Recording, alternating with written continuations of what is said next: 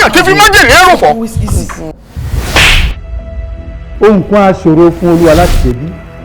àwọn ọmọ yín àjọ̀nù afẹ́fẹ́ náà ń bá fà á. ẹ máa wọlé. ẹ tó bẹ́ẹ̀.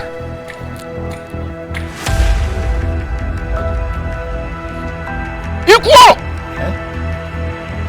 kí ló dé tó fẹ́ bí ilé mi ṣe bùgbé èmi aláàánú èèyàn tí fi májèlé ẹrù fọ́.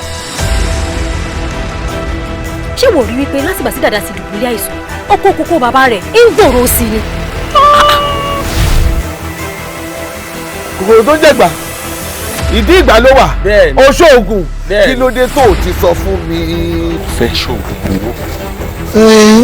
ṣé yóò ló tẹ́lẹ̀ ṣé àlóde ṣé àlóde ìdíjẹ́kù láyọ̀ pé ọ̀há ẹ̀ ni. kú ni ẹ. òkú ni ẹ.